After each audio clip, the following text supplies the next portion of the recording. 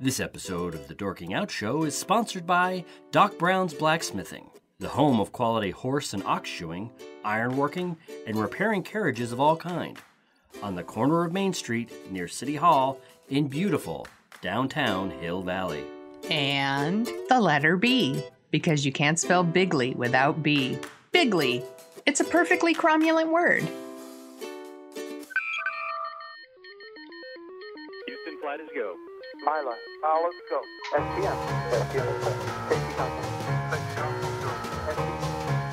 From Assignment X, Amalgamated Storytelling, and thesoniashow.com, it's The Dorking Out Show with Christopher Allen Smith and Sonia Mansfield. Welcome to episode 14 of Dorking Out, a podcast for people who like to dork out about stories and the stories in pop culture that we love. That means movies and TV, books and podcasts, and everywhere else you find stories that interest you. With me today is my co-host, professional author and writer and author of The Sonia Show, Sonia Mansfield. Hey there. Hey there. With me today is my co-host, Emmy award-winning filmmaker, and he's going to talk about it, and nerd author, Christopher Allen Smith. Here's what we're going to do. When I finish this damn book, I think that's the most strong word that I want to use on Dorking Out. When I finish this damn book, we'll drop the Emmy thing, and it'll just be author of, and then we'll fill in the blank of what the name of the book is. Don't start the podcast off with your lies. That's right. I'm sorry. All right. Don't make this. Why do you make this a house of lies? We'll get to that in a minute with The Simpsons. In this episode, we return to the Old West and examine the state of the modern Western and our reactions to Anton Fuqua's The Magnificent Seven, starring Denzel Washington and a kind of strangely racist Chris Pratt. Then we dive into two of the greatest TV shows of all time, which just started their new seasons. We are, of course, talking about The Family Guy and Eddie Murphy's The PJs. No, we are not. We are really talking about season 20 of South Park and season 28 of The Simpsons. Then we have a talk about modern movie soundtracks stemming from a thoughtful video sent to us by our own youth correspondent, Aaron Rice, talking about the state of movie music in Marvel movies and also kind of in other movies all around, which I think is a very interesting and thoughtful piece. Can you hum the theme to Captain America? No, I didn't think so. No, I can't. Finally, we talk about our favorite headlines, and I give you the to-do list that we promised you last week in the name of the episode last week on how to win your very own Emmy. Whatever. Any reason to talk about your Emmy. Oh, sorry, everybody. I forgot. I guess I'll have to talk about it on 2 episodes. It's a 2-parter. Whoops. I am really quite embarrassed. All of that, as far as I can be embarrassed. All of that coming up. He said after. Want more dorking out with Chris and Sonia? Well, there are a few simple things you can do. Share this program with a friend. We're assuming you have friends. It's easy. Just go to dorkingoutshow.com and you'll find our podcast links, our SoundCloud account, our YouTube links, our Facebook links, our Twitter links, our Tumblr links, and all our other links. And links. Grab one of those links and get to sharing. The more people listen, the more we make. Make all your friends envious with the cool podcasting choices you've made as a modern trendsetter. Our audience research shows the Dorking Out Show podcast audience is the smartest, most attractive, least prone to baseless flattery in the entire podcasting world. So get those links and get to sharing. Now, on with the show. Topic 1, the state of the modern Western. And we have been watching this movie, The Magnificent Seven, coming down the tracks at us for the last 6 months, pretty much since we started this podcast, because both Sonia and I were crazy excited.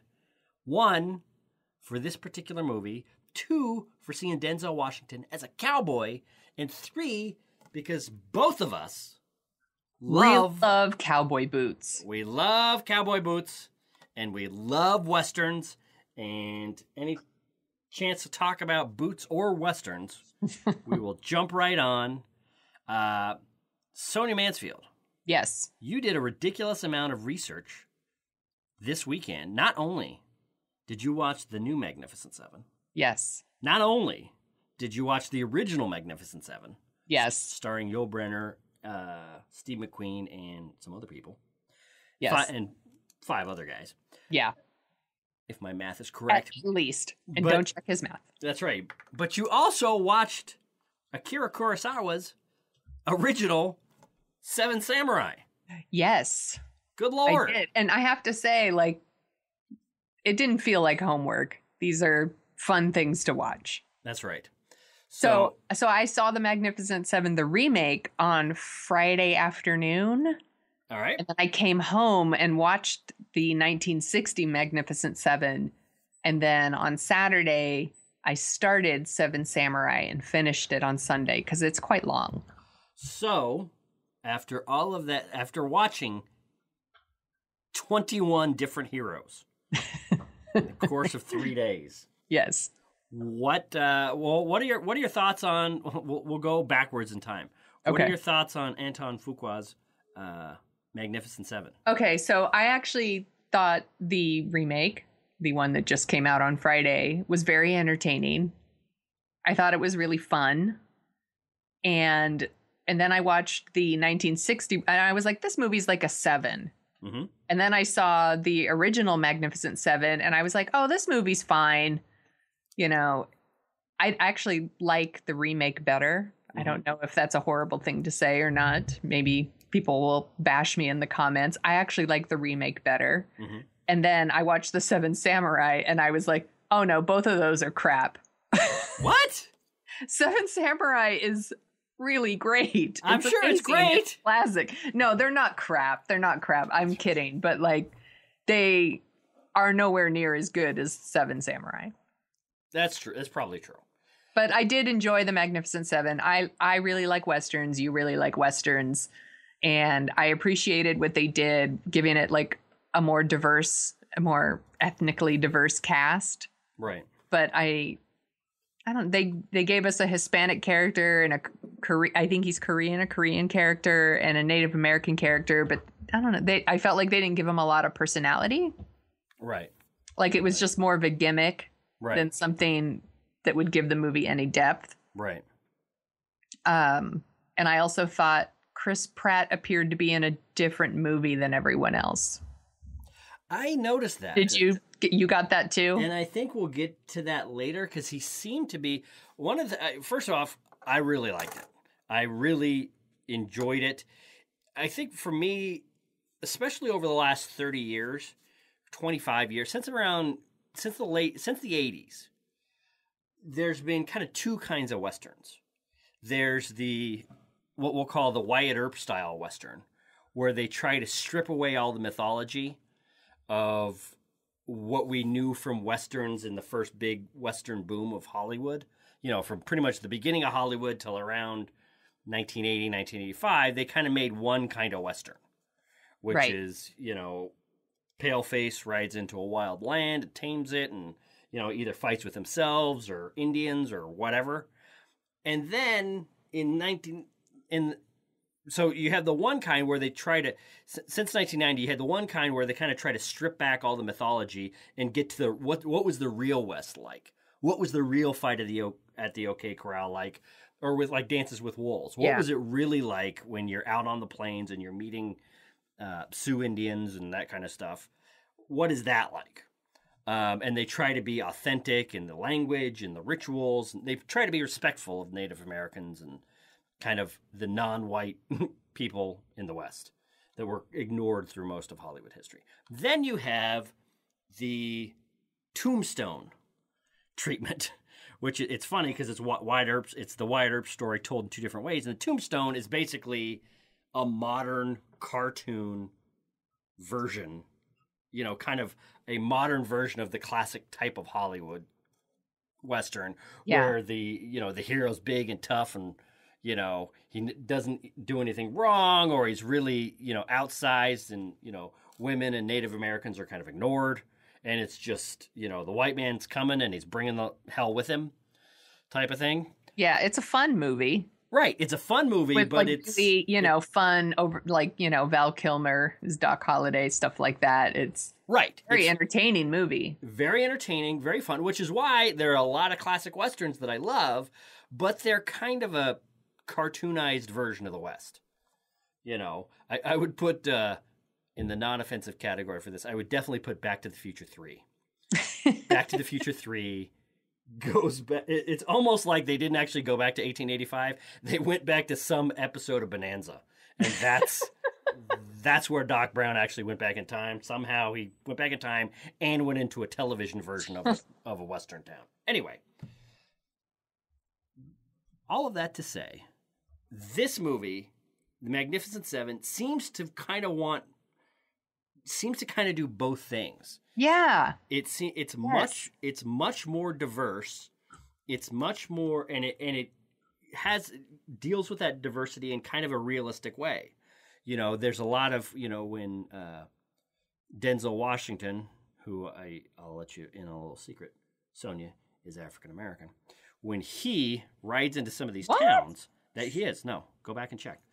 When he rides into some of these towns, you hear the grumbling of the racist white cowboys and stuff, kind of saying some stuff. So they highlight it, but they don't kind of rewrite the whole movie around it. It's interesting you're saying that, and I actually wondered, because he rides into town and everyone's like, what's he doing here? Mm-hmm. And I couldn't figure out, were they saying that because it was a black man on a horse, or were they saying that because they kind of knew who he was and they were like, what's he doing here? I think it's the first. I think it was definitely, what's this black man doing riding around on a horse in our town?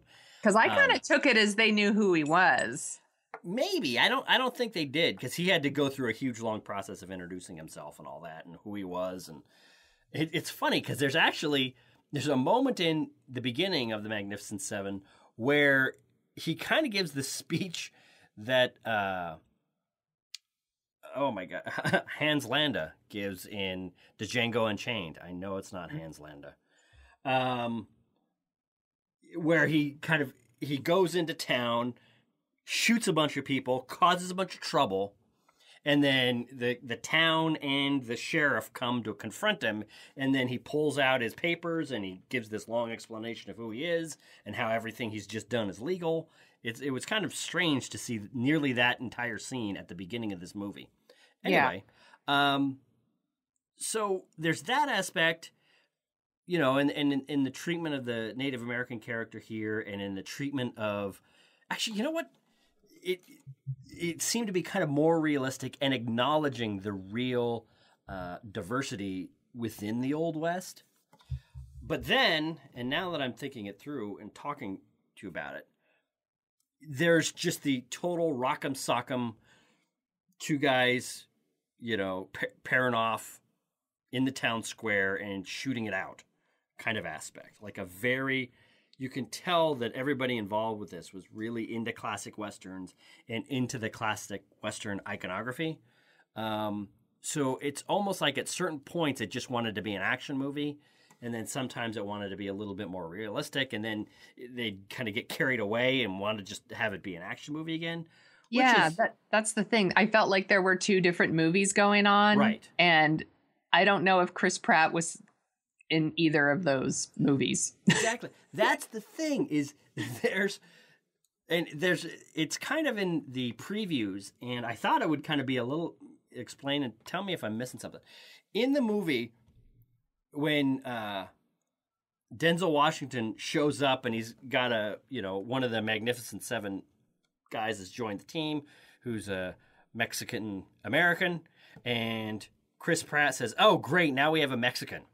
Yeah. And then he starts kind of talking in fake Spanish at this guy. Yeah. And it's like, oh, wow, that's kind of, like, in an awful way, that is kind of what you would expect from an uneducated person in the middle of the Old West. Right. All of our normal modern mores, all of our normal modern attitudes, are not there. So, yeah, they're going to be racist to each other and just, we should. But then it just kind of gets dropped, except he makes a couple comments for the rest of the movie at this guy. And then you expect some moment where the guy puts him in his place or sets him straight or something, and it never happens. It's like Chris Pratt's character's kind of racist, and then it's just dropped. Yeah. It's so strange. It's almost like he's playing the same character from Guardians of the Galaxy. Mm-hmm. And he has all these one-liners that just don't fit the tone of the movie. Yeah. At all. It was just very strange. And I really like Chris Pratt. Like, I don't want to say like I don't like Chris Pratt. It was just he was in a different movie than everyone else. This movie it treats what's going on very seriously. The villain is like, almost like a corporate CEO who wants to take this town's land and mine it for gold. Right. And, he's played as like kind of a greedy land developer, basically. And the movie's very dark. It is. And I guess maybe they thought Chris Pratt would lighten it up a little, but it just seems so tone deaf compared to everything else that's going on. Yeah, there's a moment, and I wish I could remember the one-liners, where there's kind of a moment of humor in the middle of the gunfight between Denzel Washington and Chris Pratt, where Denzel Washington, for various reasons, says, "Don't worry, you don't owe me any money for the horse anymore." Right. Which is kind of funny, and it makes sense. And then a moment later, Chris Pratt says something, "Oh, don't worry about that." And then he makes some one-liner that doesn't feel... It's almost like you can see two different people working on the screenplay. Yeah. And Denzel Washington is in this Old West movie, and Chris Pratt's line is from some, not so great modern blockbuster. Yeah, he's from like a Michael Bay action movie. Yeah.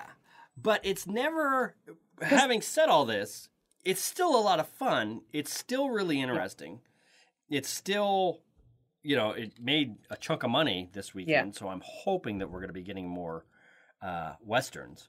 But was there anything else you wanted to say about The Magnificent Seven? I wanted to know, did it ruin your childhood? No. No? Oh, okay, good. No, here's the thing.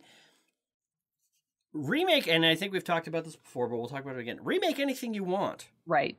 But if you pick certain movies to remake, you kind of have to be the greatest filmmaker of all time to pull it off. Like, I know that there was some ruling where people were like, you shouldn't be remaking this. And I was like, no, I think this is the kind of movie you absolutely can remake. Definitely. And I think the way that they did remake it was really fun and interesting and cool. And, I'm sorry, anybody complaining about Denzel Washington as a gunfighter in the Old West is just, you don't like movies. I'm sorry. Yeah. Maybe movies aren't your thing, because if you're not excited about seeing that on screen, I don't know what to tell you. This movie's been remade a million times. It's just been called different things. Anytime you have like a ragtag group of people on a mission, you've remade and the original Magnificent Seven's a remake of the Seven Samurai. Right. They're all like, the Avengers is basically a Magnificent Seven. A Bug's Life is Magnificent Seven. Actually, A Bug's Life literally is. Yeah, like a remake of the Magnificent Seven. Rogue One coming out is basically Magnificent Seven. Really? Yeah, it's about a ragtag group on a mission. Sure, it is. All right. Okay. It falls into that, and I loved watching all of the movies and being able to compare them, and how it's so interesting that Akira Kurosawa's Seven Samurai is his response to American Westerns, and then his movie inspires so many Westerns. Yeah. It's really, really fun. It was really cool to watch them all.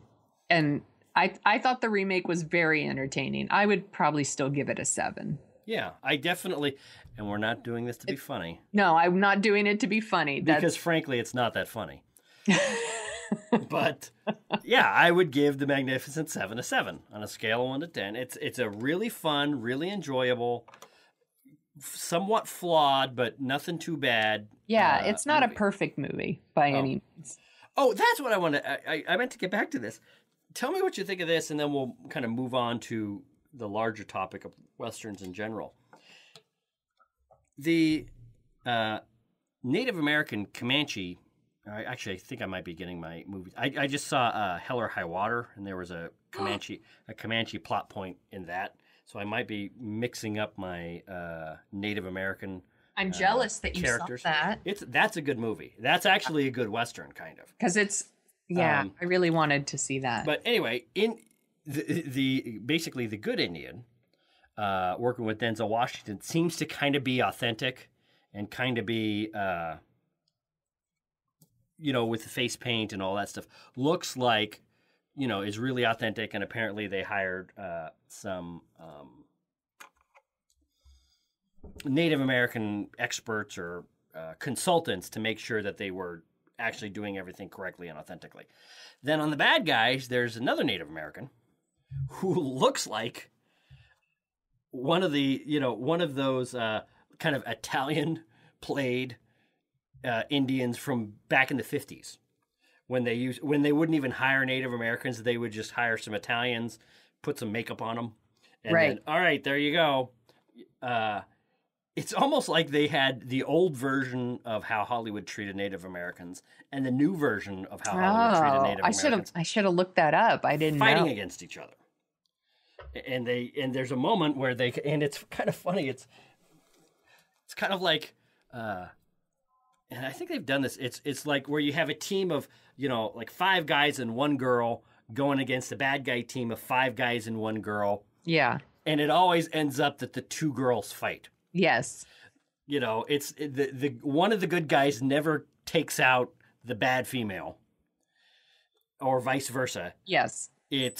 And here we have the 2 Native Americans going at it, and I think they even call each other like a disgrace to your tribe or something. Yeah. Like it's So I'm wondering if that was intentionally one of the examinations or comments on past Hollywood Westerns that this movie may or may not be making. I don't know.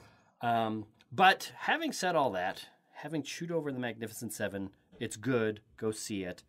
What do you think the state of the modern Western is? Where do you think we're at with this? I think we need more. I agree. We need more Westerns. So why do you think we need more Westerns?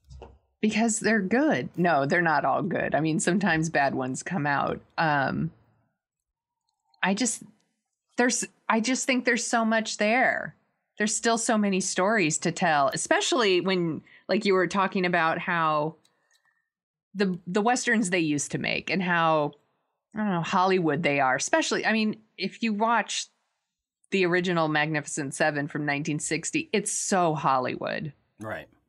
It's just, it's even got like a stupid love story in it, and it's just so Hollywood. And I think there's room now for Westerns that aren't so Hollywood. Yeah. And that's why I would like more. And, we were talking before we started recording about like the assassination of Jesse James by the coward Robert Ford and how it was so good. There's just these great stories still there. Yeah, I agree. And I think it's the fact that the generation that made those classic Hollywood Westerns kind of finally died off, and Westerns kind of went fallow for a while. That I think, since the middle of the 90s, I think a new generation of filmmakers has kind of gone back to the original historical West, but also gone back to the iconography of Western movies, and really have started making some good movies. And I have a theory. Well, that's what Tarantino did. Exactly. With Hateful Eight and Django Unchained. Yeah, and I want to throw a theory by you that one of the reasons that we're liking these movies so much is in order to get a Western greenlit, it's got to already be great. It's got to have a really good script. It's got to have really talented people. And the directors and writers and whatever have got to really want to make it. Because there have not been a lot of Western movies that have been smash hits over the last 30 years. And when I start listing off some of the big Westerns of the last 30 years, 20 years, you got The Magnificent Seven, which I would not call great. It's just a really good movie. You got Hateful Eight, which, I mean, Tarantino is always great. You got Bone Tomahawk, which I think a lot of people liked and was a very interesting movie. The Django Unchained, I keep doing that, which is another kind of classic. Then we got True Grit, which is, for me, maybe my favorite Coen Brothers movie. Interesting. Open Range, which I think is Costner's best movie and has one of the greatest gunfights in all of Hollywood history at the end of that movie.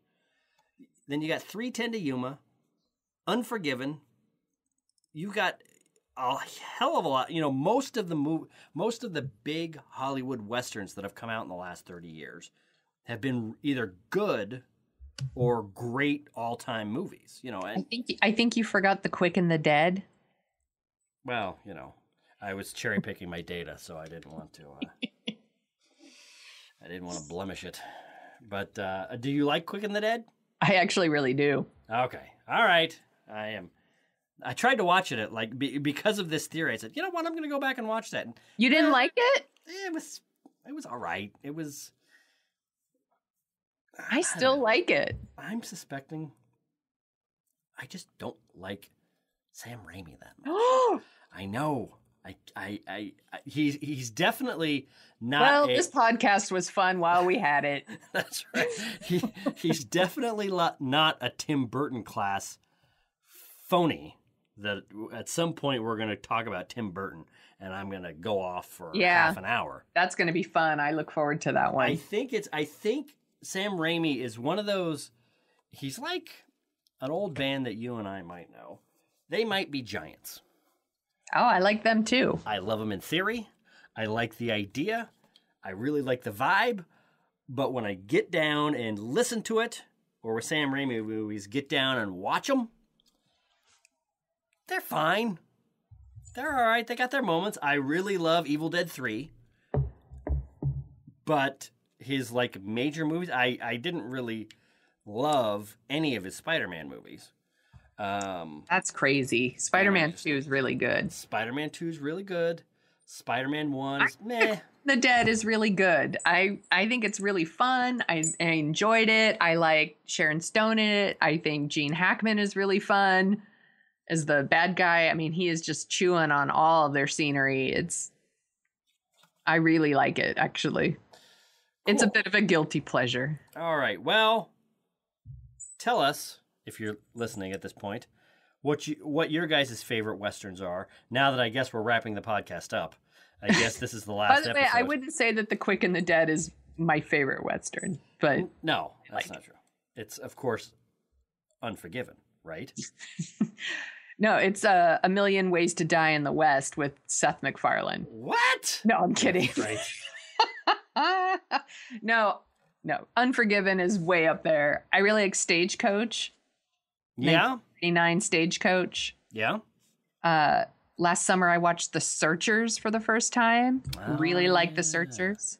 Yeah. There is something about, for all of the degradation or the running down of classic Hollywood Westerns that I did and kind of their attitudes or whatever, there's something that you cannot deny. If you're a movie lover, of watching the Duke do his thing in a Western, it's just so much fun, even though he's so racist.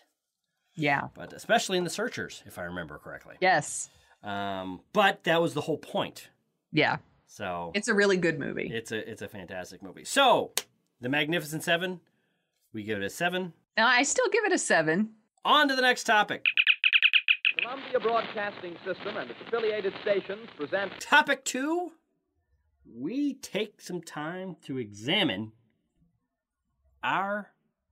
two of our favorite shows of all time, 2 of the greatest shows of all time.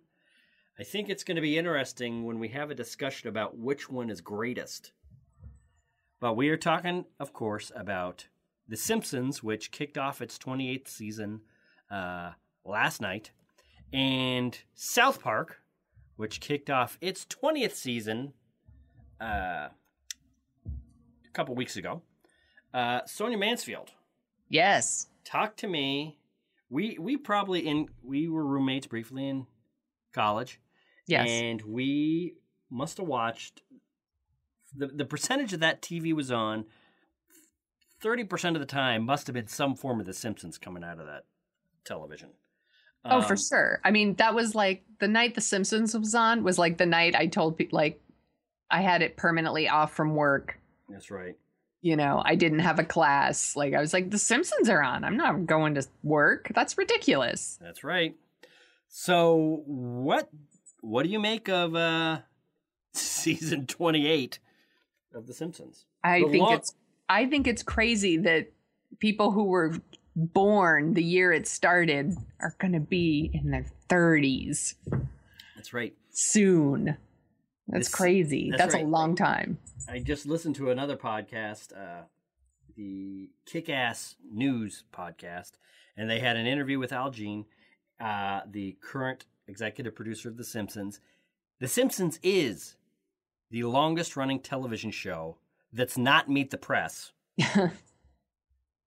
in history. It's the longest-running scripted show ever in television history. I don't think The Simpsons are as funny as they used to be. Obviously, everyone will say that.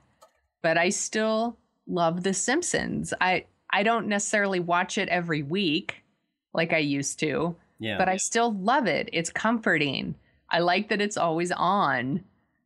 I mean, it premiered when I was 18 years old, so I've been watching it my entire adult life. Right. And there are just so many quotes from that show that are just part of my dialogue now. And there's still so many things from episodes that I can relate to other people and say, well, this reminds me of The Simpsons when blank. And they'll say, yeah, I totally remember that. Like, it's just like a common language now. It's like a common, we all have this in common. Right. It's like Star Wars or like Star Trek for a lot of people. Yeah. I mean, I haven't seen every single episode and I don't love every single episode, but I still love the show. Yeah. You know, I think I'm at the point now, even though for something's happened in the last year or two where I think it's actually come up a little bit in quality. I'm ready for it to be over. Oh, I never want it to be over. Well, see that, I guess. And at this point, I started watching it the first night it was on. The first 5 or 6 seasons of this show are some of the greatest seasons of television ever created. And I don't want to say that it's been running on that goodwill for 20 years because you can't run that long on goodwill from seasons past that were good. There's got to be something that people in the modern era like, but I think it has lost a lot of it's lost a lot of steps. And I'm just, and last night's episode actually kind of encapsulates it with me. Let me throw this by you. So the episode starts with the town's getting a new statue of Bob's Big Boy statue, but it's this kind of funky modern art version of the statue. Right. And the sun hits it just right. And it's rotating, and the sun hits it just right, so it burns the town. Basically, acts like a laser, the town, and it destroys the town. It destroys Springfield again. Anyway, but that's not the episode. The episode is they go to Mr. Burns to fix up the town because he's the only one with money, and in order to fix up the town, he wants to put on a pageant show, so most of the episode is about him putting on a pageant, or like a talent show at the Springfield Bowl. And then there's some flashbacks of him, and it could be funny. It's kind of interesting, but I think I'm kind of tired where a lot of the premises to set up the stories in these episodes are just so not relatable. Right. One of the things that was so great about The Simpsons originally is it was a relatable family that had real world problems. Homer, worried about money, worried about how he's going to buy Christmas gifts or whatever. Not that I'm flashing back to the very first episode, but right. That kind of stuff. And now it's kind of like, oh, somebody built a statue that hit the sun just right and turned it into a death ray. That's the thing that gets the episode rolling. Right. And it's, I don't know. It's just, I could be cranky. It's gotten too big for you.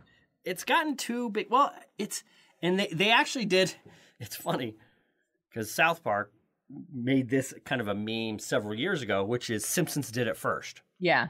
Simpsons did it. And one of the things that the Simpsons did 5 seasons ago was, I think it was with the episode with Poochie, where they explain how difficult it is to keep a show fresh season after season after season, and it could be just as good as seasons pass, but you've seen so much of it that it doesn't feel as good.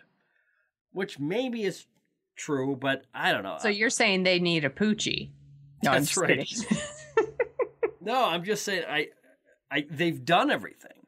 And one of the things that was interesting in this interview with Al Jean that I listened to is that he was talking about most of the time that they spend making up new stories is trying to figure out stories they have not told yet. Yeah, I could see that. Which is not, and Star Trek went through this, and we talked about this on our Star Trek 50th anniversary, is when you get, cause they're somewhere in the 600s, or I think their 600th episode is coming up here in a little bit.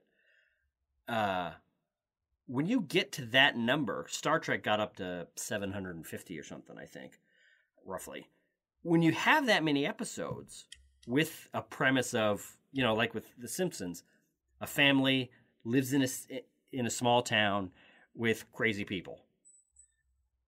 Once you've told 500 stories in that setting, it's nearly impossible to tell a story that either doesn't echo some story, copy some story, and I think it's, in a sense, it's almost impossible for it to remain as good as it is. Well, I can see that they're having problems when I remember there was an episode where Marge and Homer meet in high school and it's the 70s, and then they do an episode where they're all of a sudden they're in college, right, which doesn't fit.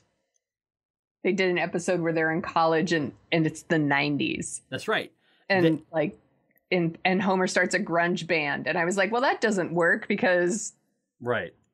There's the episode where Homer goes to So then I basically turn into comic book man. Right. And I'm like, that doesn't add up in the timeline. Exactly. Yeah, that doesn't make sense. And which I get is it is this episode ever. It's this weird fantasy land. I mean, that's one of the things where Apu, I don't know, in season 10 or something, got this brood of kids. So ever since then, there is this weird thing in time, which is not the worst thing in the world, but I'll try to clarify in a minute.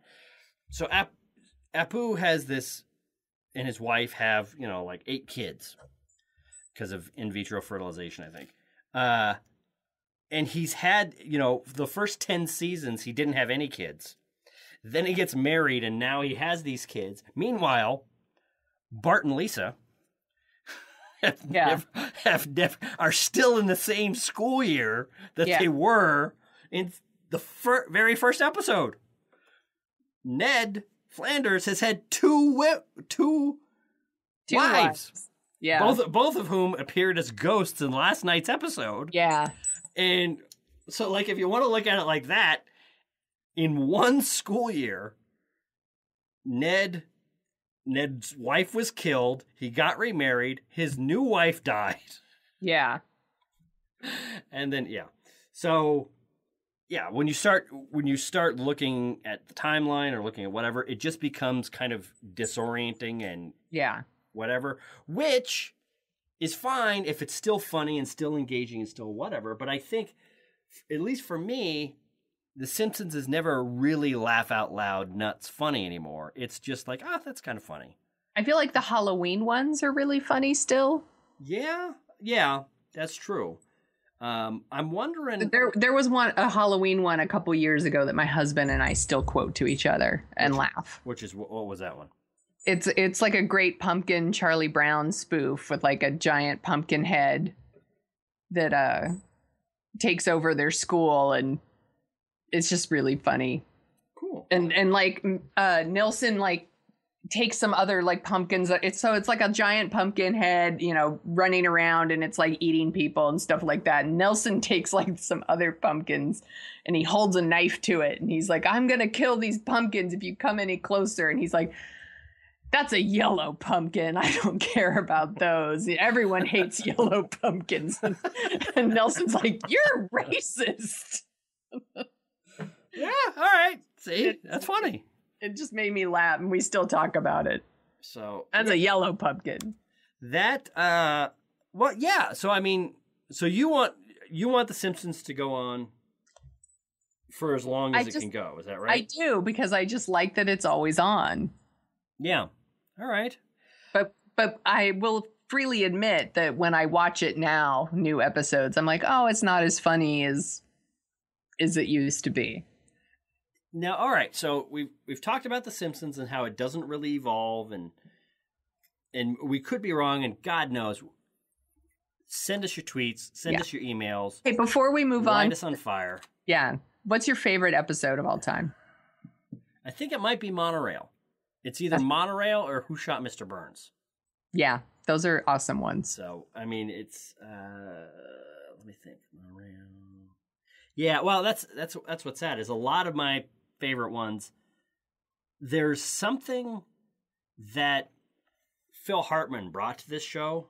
Yeah. That I think is kind of missing, and I can't put my finger on it. I think one of my favorites is You Only Move Twice. Oh, that's right. Oh, you know with what? Albert, with Albert Brooks. That's right. I love it so much. That is a great episode. And yeah, that's probably one of the greatest Bond spoofs of all time. It's so funny. So, yeah. All right.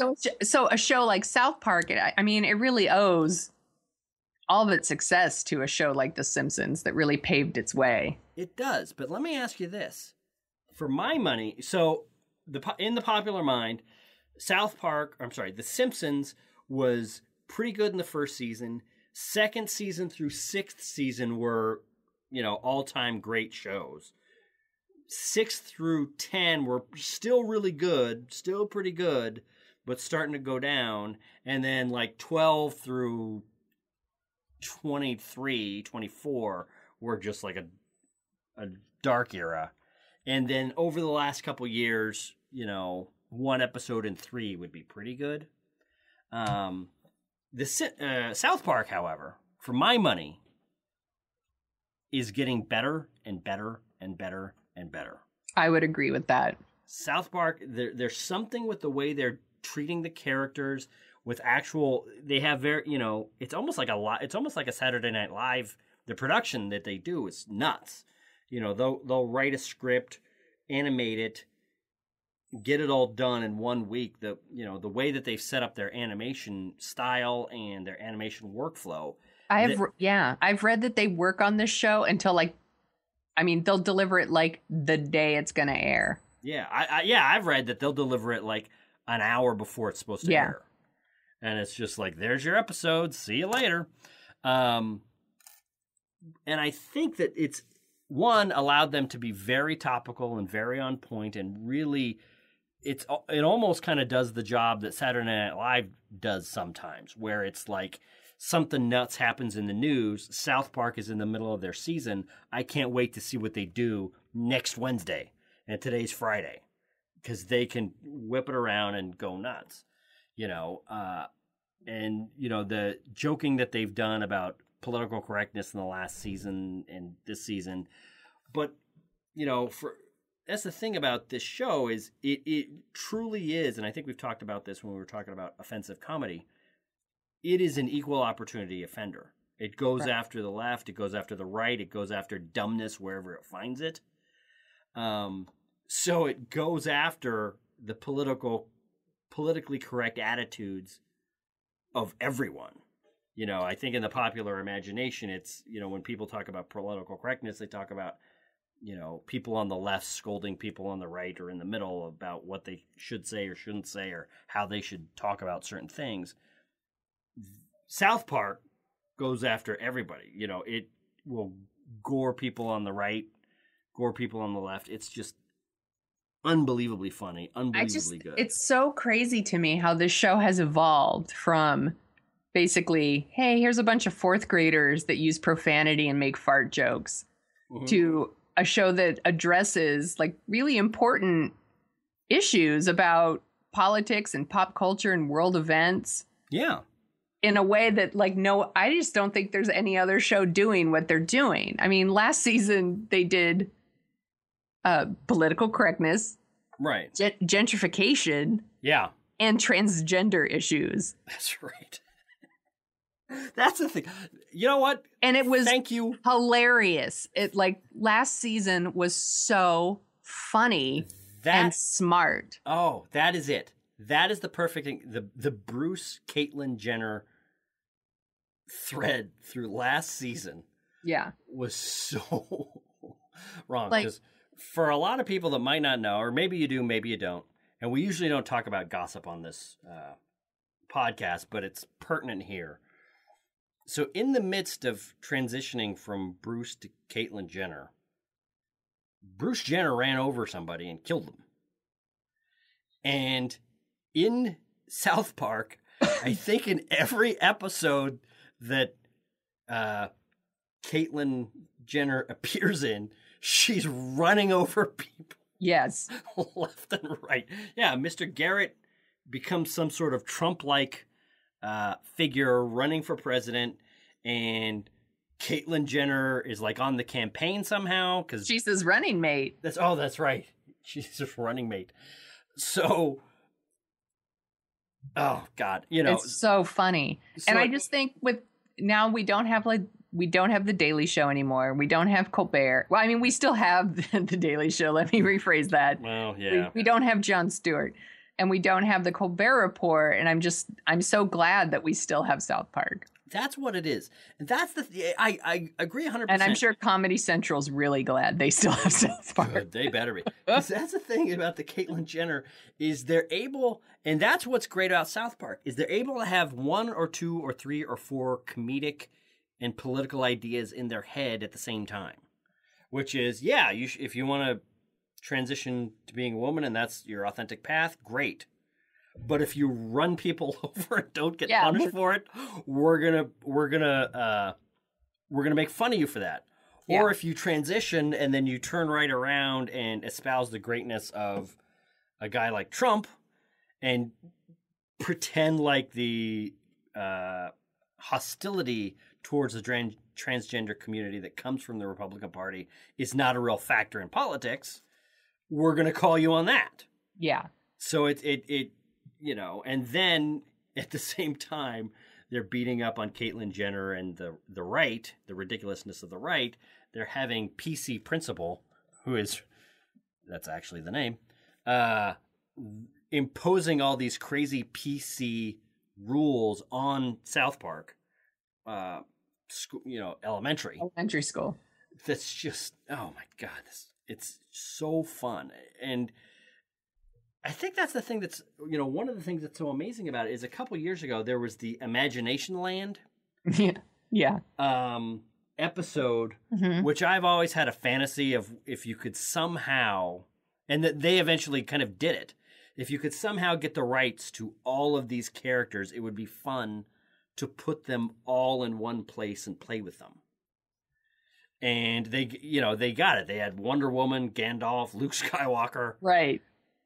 All fighting this huge war of good versus evil and examining terrorism and how you fight terrorism and how you make it worse, but sometimes you can't just lay back and do nothing, so you have to do something. So what are you going to do? And terrorists are blowing up Imagination Land, and oh my God, it's just so. I think that was like a 4-episode arc that they made into a little movie or something. Yeah, and well, they had one. Was it 2 seasons ago that was kind of like a Black Friday, like Game of Thrones? Oh, that's right. It was like 3 episodes. That's right. And they had a superhero one where Eric Cartman was the coon or whatever. And that one was like with Penny as Mysterio or something. That's right. That's the thing. That one was like 3 episodes. They just, they get off on these tangents and they are so funny. That's the thing that is so amazing about them, is that in lesser hands, some of the comedic things that they play with would get dropped and blow up in the comedian's face. But they are so good, they are so sharp, they are so on it that they can get away with murder, and it's just a joy to watch them season after season after season. And I'm really glad that they're here. And for my money, part of it, now that we're looking at these two shows side by side, I'm kind of now wondering, well, how did the Simpsons really did kind of lose it along the lines? They had a bigger canvas, and maybe that's it, is that a lot of the stories in South Park involve the 4 original kids, but a lot of times it'll start with Mr. Garrett, or it'll start with PC Principal, or the story will start any one of a million different places. With the Simpsons, it's always got to be the Simpson family at the center. Right. And I think if they could just ditch that idea, if they called the show Springfield. Yeah, exactly. Or if they just kept calling it The Simpsons, but it would sometimes the Simpsons would be supporting characters in someone else's story.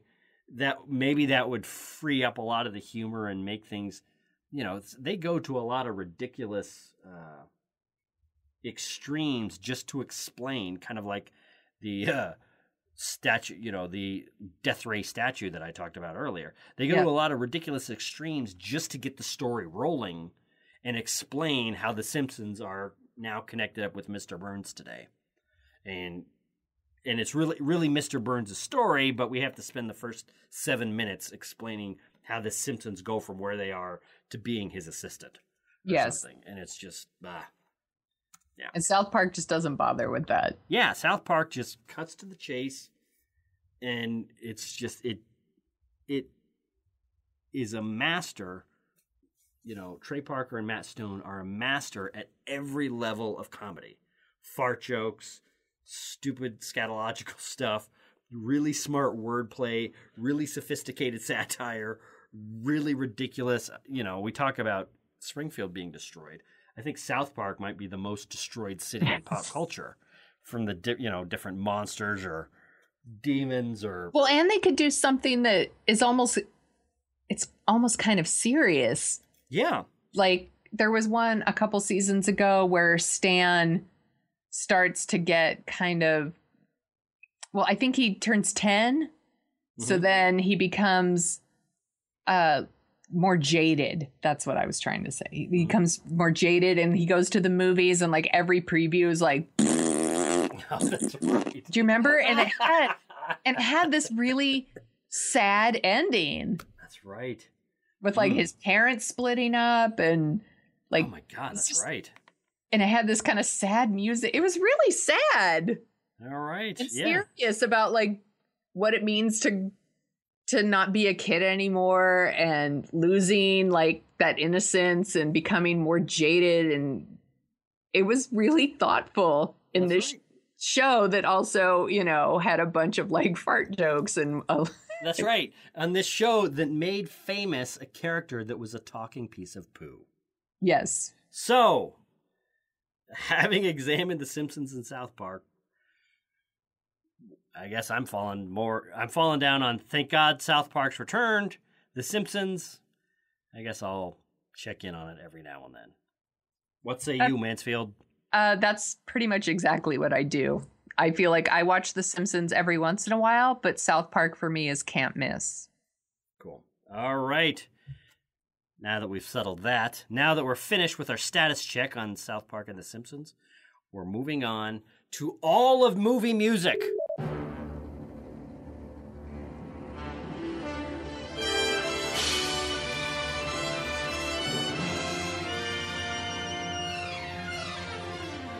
That brings us to topic 3, the state of modern film scores, because we're just going to solve all of modern film scoring. Yes, you're welcome, everybody. In this one 15-minute segment. 15 minutes. This one comes from our friend and Dorking Out Show youth correspondent, Aaron Rice. Sent us this video that is fantastic, and it's from Every Frame a Painting, which is a fantastic YouTube site taking apart movies. And it's a recent video called The Marvel Symphonic Universe, and it decries the state of Marvel music and widens out to talk about kind of the death of modern movie themes. Which I definitely, after watching this, I've never really been bothered by the fact that there are not recognizable themes in a lot of Marvel movies. But after watching this video and thinking about all of the themes I loved, I mean, that's one of the things I love most about movies are certain characters with their iconic themes doing, that kind of bind you to that character, binds you to past episodes or adventures of that character, like James Bond's theme or Indiana Jones's theme or any of the Star Wars themes. Sonia. Yes. What are your thoughts on this? What are your thoughts on the state of, the jumping off point was that the Marvel movies seem to have pretty lackluster scores with pretty inert or non-existent themes. What are your the thoughts? little film that we watched is really interesting because it's about how directors put in like temp scores, right, and then basically ask these composers to mimic their temp scores. So they're all kind of copying each other. It's a really interesting video and people should watch it. It's funny because you mentioned the video to me earlier today, and I was like, I can't believe that there aren't any themes in any of the Marvel movies. Like Captain America should have a theme. Right. Iron Man should have a theme. None of them have a theme. Right. And that's crazy to me. Yeah. I couldn't name one piece of music from any of the Marvel movies. But the truth is, I probably couldn't name any music from a lot of Hollywood movies right now. And that's the thing. Like, I can't there's no Jaws theme. Right. There's no, Indiana Jones. Harry Potter. Star Wars. Harry Potter might be the most recent one. And that's coming up on 15 years old. Yeah. That first movie with John Williams' fantastic score. Well, yeah, that's what's kind of nuts about it, because we were talking about this earlier, is if you think about movies up until the 2000s and even into the 2000s a little bit, there have been various very orchestral, very classical sounding music, at certain points it kind of ebbs and flows, and then very minimalistic. And then back in the 70s, John Williams brought back the big orchestral sound with, Jaws, Star Wars, Raiders of the Lost Ark, Superman. Yeah, so in that 10-year run, John Williams did about half of the great work Hollywood has ever done. Or maybe I'm just a huge John Williams nerd. You are such a boy. Since John Williams' last great theme, which I would say is Harry Potter's theme, a lot of the movies that have come out are almost anti-theme.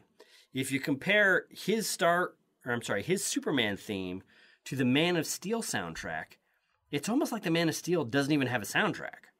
It has some kind of soundscapes, but the Superman theme on the Man of Steel soundtrack is, a couple chords and a couple rising drum beats. So they don't use the music from the Christopher Reeve Superman at all? No, not at all.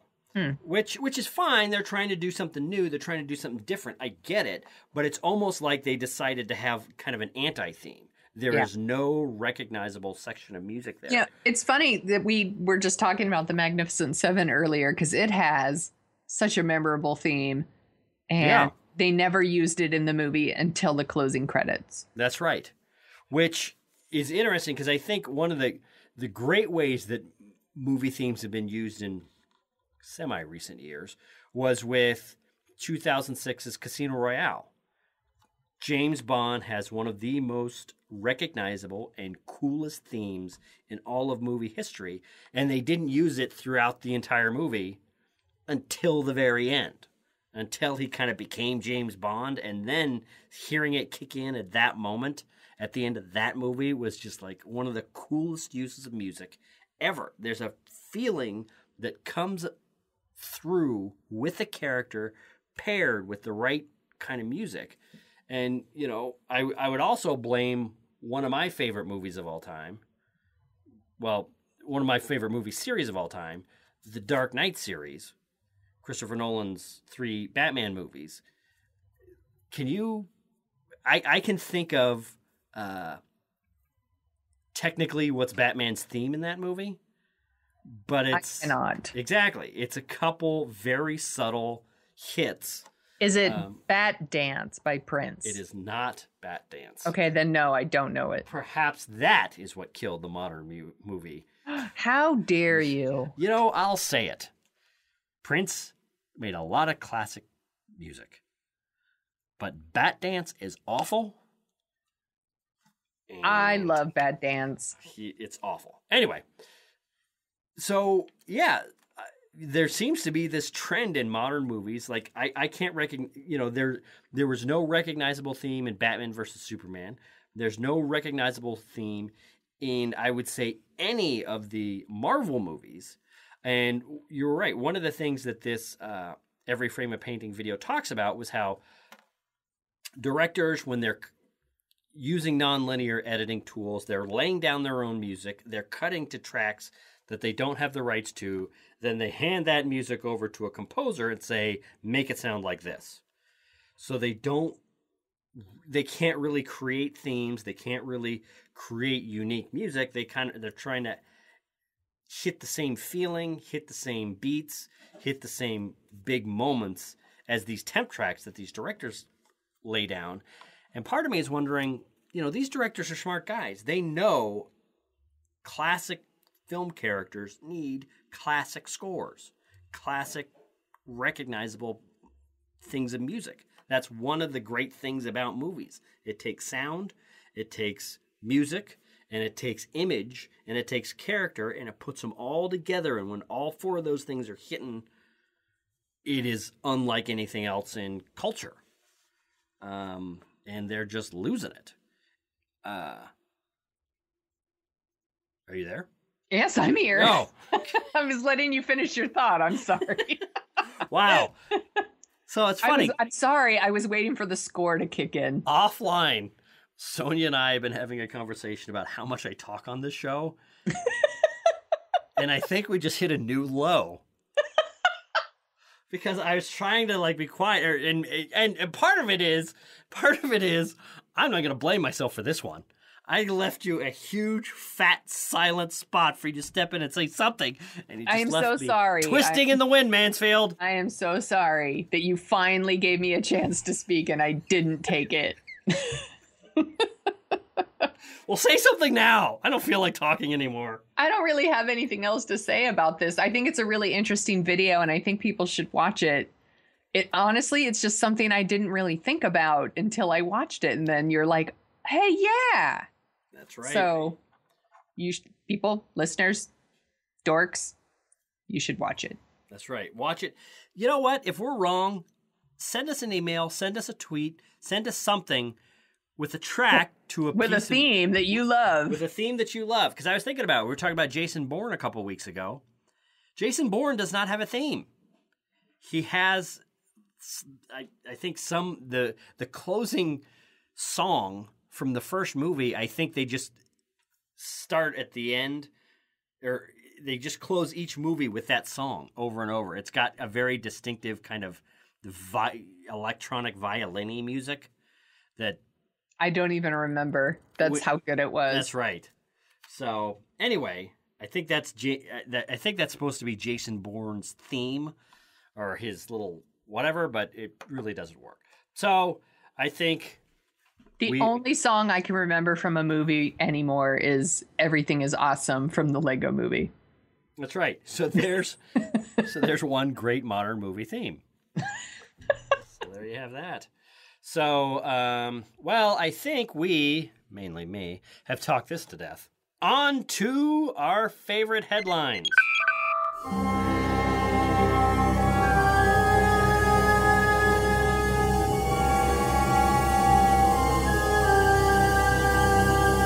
That brings us to our favorite headlines of the week, and also our first major correction. Last week, when we put the podcast to bed, we were all talking about the Emmys. I was feeling really good. I went to bed, sent the episode out, and then woke up at like 3 a.m, realizing, oh my God, we promised everybody a list on how to get Emmys. I hate that. I didn't say any of it. We talked about what it's like to go up and give a speech and everything, but I didn't do any of the explaining. And it's in the title of the episode, we promised our loyal listeners a checklist on how to win your own Emmy, and I totally blew it. Why? Because I'm a blowhard. And now you have to give back one of your Emmys. The hell I do, Mansfield! The hell I do! I have to tell you, I really, really hate the 3 a.m. Oh crap, I totally forgot blank. That's right. It's the worst. Because we did the part...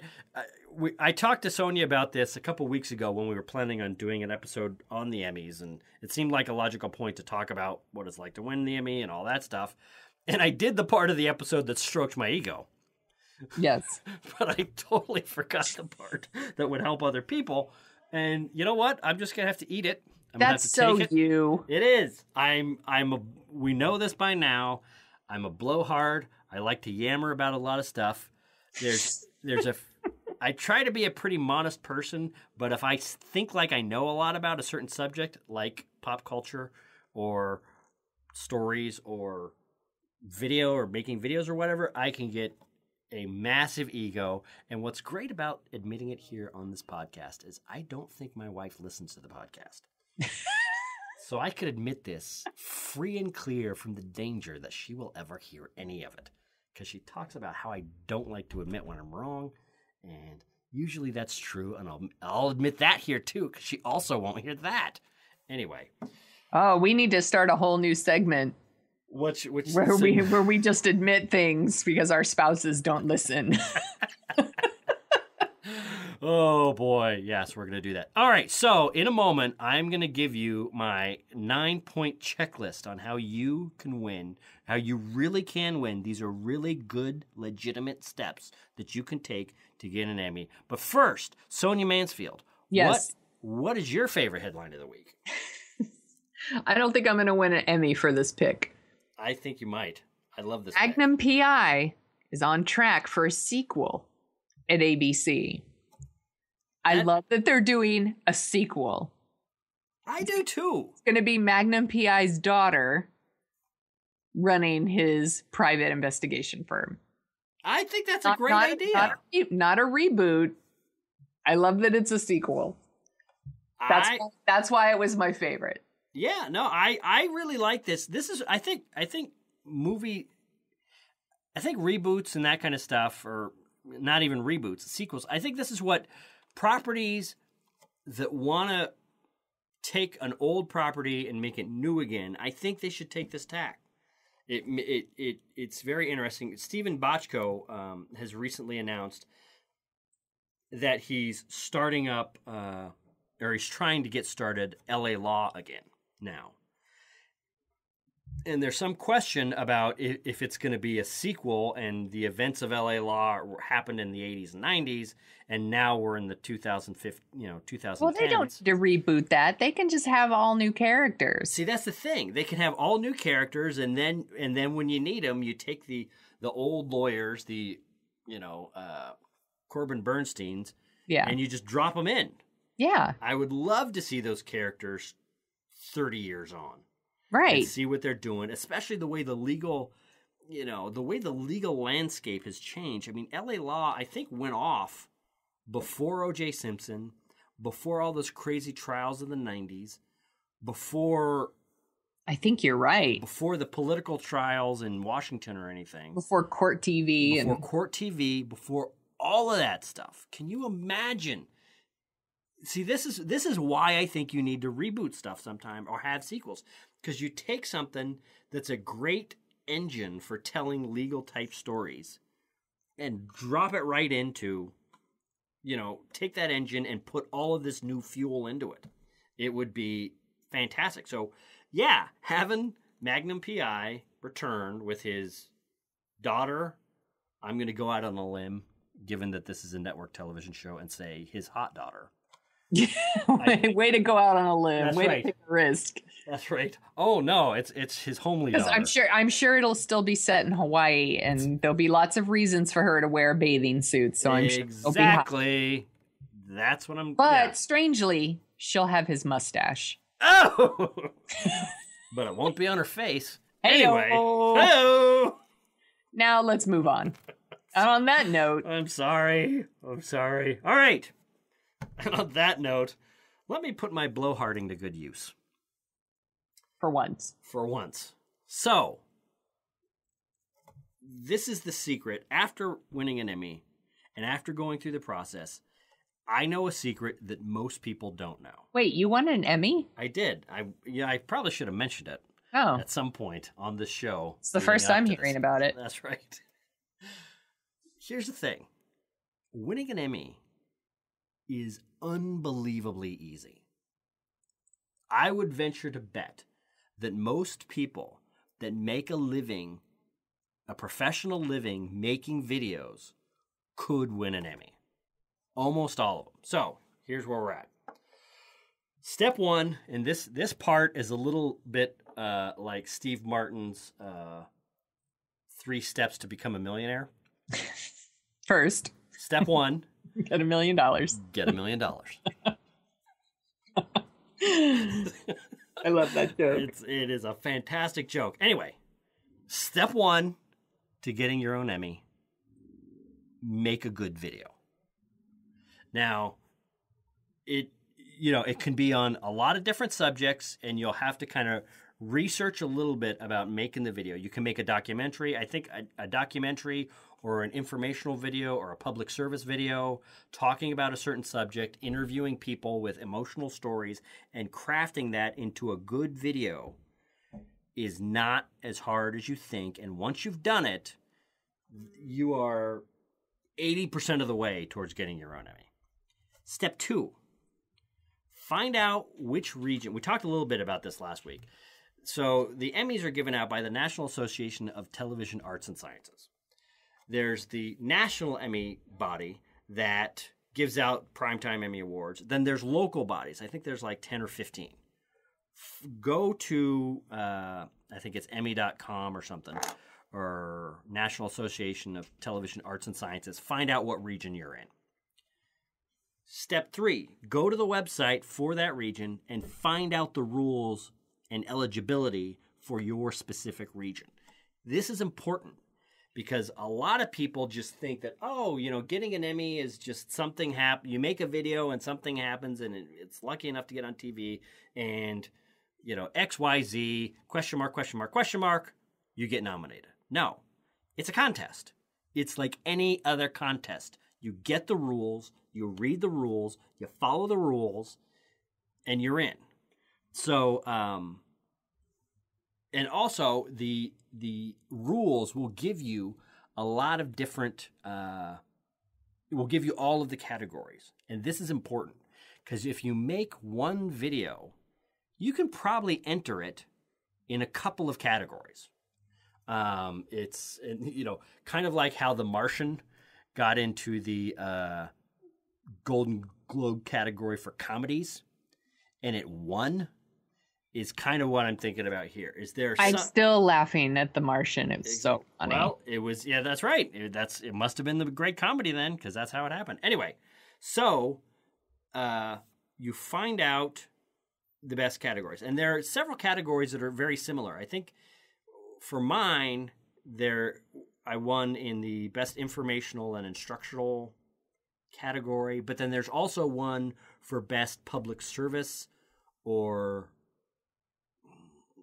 news category, and then there's also a program length, so 30 minutes or less, or 15 minutes or less. So there's all these different gradations of category where you can enter, and that will become important in a moment. Step 5, and this is the most important step that almost no one does, and this is how you get it. Enter. Find out what you need to do and submit your video.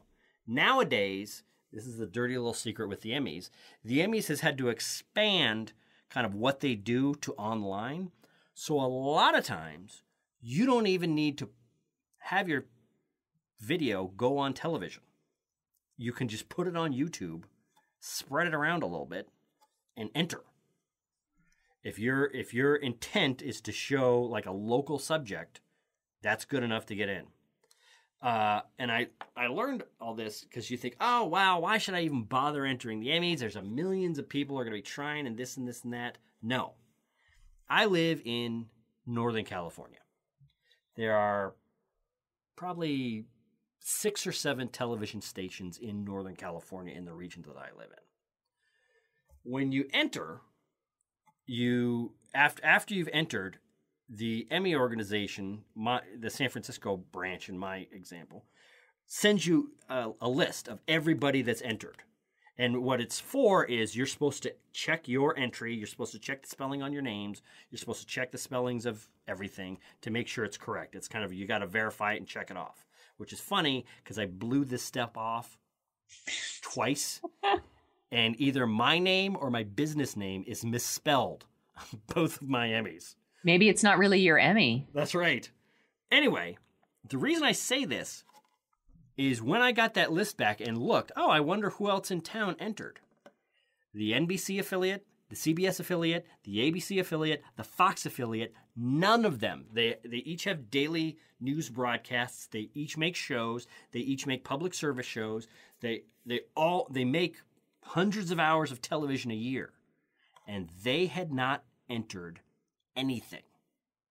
0. The category that I entered the first year was for best informational or instructional program. There were 13 entries. So it's not, oh, you against 1 million people. It's you against 15, 20, depending on the category. If you pick one of these categories that not a lot of people are going to enter in, because it's not like the big best news story. You know, there's probably a lot of competition there, but best informational, whatever the hell it is, 13 people. You know, out of, there are millions and millions and millions of people in the Emmy region that I live in, and I was going against 13 of them. So this is the most important step. Enter. Step 5, enter. Step 6, you can actually enter twice. There are 2 types of entries. There's the program entry, which is, this is my program, it's great. And then there's the craft entry, which is editing, directing, producing, writing. So you can actually enter the same program in each category, in 2 categories, 1 program category and 1 craft category. And this actually did me good because my second Emmy was for editing. I entered it in 2 categories. First year, got lucky, just entered 1 category, did it. Second year, entered, lost in the original category, but won for editing, which actually is my favorite one. Step 7. Now, this is going to be a little controversial, but I think you'll see where I'm going. A feel-good, quasi-liberal story, quasi-liberal bent is probably going to help you. This might not... One, everybody loves a feel-good story or something that is really emotionally effective. 2, one of the things I noticed, and this could be a symptom of the San Francisco region, is a lot of the entries were on things like global warming, environment, the effects of crime, the effects of poverty, things that we kind of think of as broadly liberal subjects or interests were the ones that got nominated. So if you're telling a well-told story and you're telling it, think about like what kind of video would Susan Sarandon love? Now, so you're saying my video of why guns are awesome will not be nominated? But yeah, probably not. But here's the thing. That might work in Texas. If you're in Texas, that could definitely work. And there's actually, you do need to see Hell or High Water, because there's actually a really funny, unintentionally funny, but kind of interesting moment in that movie where the Texas gun culture takes a turn, and it's very, very interesting. And Okay, I need to see this movie. unintentionally funny, but also like, yeah, you know what? If you're out in one of these small Texas towns and you're shooting up a bank, this might happen. Anyway, that's all I'm going to say. So yeah, human interest documentaries, short videos, environment, global warming, kind of figure out the topical sweet spot that you think might work. And one of the ways you can do this is just go through past Emmy nominations in your region and see what got nominated and see what won. Once you do that, it'll give you an idea of kind of the voting temperature of the people that are actually going to be voting on your Emmy. So that's step 7. Step 8, if you don't get nominated, just try again. Keep trying. I've won 2 Emmys, but I've been nominated 5 times, and let me tell you, some of the stuff that I entered, I was shocked that it got nominated. So, I'm telling you, I've told you before, and this is a dirty little secret that I'm only going to tell in this episode, even though I said that last episode. It's so much easier to win. If you make a good video, sounds good, looks good, has some emotional punch to it, you're 99% of the way home. And yeah, I said this before, but I want to kind of close with this. If you're halfway good at video, and you can shoot something that looks good and sounds good, you really have a shot at getting an Emmy. You really have a shot at winning. And when you do, it's a great way to, like, if you run a video business, and this is what I do, where you're constantly arguing with clients about what you shouldn't do, how you should do this. Are you sure you want to put the camera there? I don't like this. I don't like that. Once you have an Emmy, all of that headache stops. Because then all you have to do, metaphorically, is just point to the Emmy, and they get the idea, like, oh, this guy knows what he's doing. Or you can hit them with the Emmy. Which is one of the saddest things I ever saw. Well, okay, this was not one of the saddest things I ever saw, but I thought this was sad in a first world problem kind of way. One of the years, my wife and I are there, and somebody at our table won an Emmy. And before he had even gotten back to the table, he had broken it. Oh, that would happen to me. He was drunk. He hit it against something, and one of the little electrical lightning bolt wings popped off. It would also happen to me because I was drunk. Broke off. And it was just... And I looked at him, and this is where I'm just a total egotistical jerk. I'll admit it. I was just like, he doesn't deserve that Emmy. Look at how he's treating it. He doesn't honor the institution. He doesn't even acknowledge the achievement that he's made. He's just this drunk buffoon. What a jerk. This isn't like a Golden Globe or That's a right. Grammy. He's just swinging around, and he's just, they give Grammys out like Tic Tacs. It's nothing to win a Grammy. Winning a local Emmy. Like I said last week, it's the same Emmy that Ron Burgundy has. So... Anyway, so it must be important. So, that's how you do it. That's how you win an Emmy. Go out there, make a video, enter. This is that's the other thing. This is the last thing I'm going to say. So, there were 13 people in the original category. 11 of them didn't even get nominated. So when I think, the first year I got nominated, it was my video and one other video. So the chances of winning an Emmy went from like 1 in 13 to, hey, it's a coin toss. Yeah. And when you have a coin toss's chance of getting an Emmy, that's awesome. You're practically guaranteed. So my point is, enter. That's what you have to do. So there you go. Sorry, I should have said that last week. These are really good points. Really good tips, Smith. Thank you. Very well. I'm looking forward to winning my Emmy. That's right. So, first, make a great video. Done. But All right. So I think I have stroked my own ego, yammered enough. Oh. I've been obnoxious enough.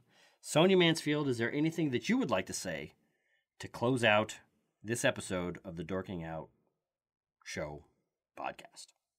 I'll just say goodbye. Bye!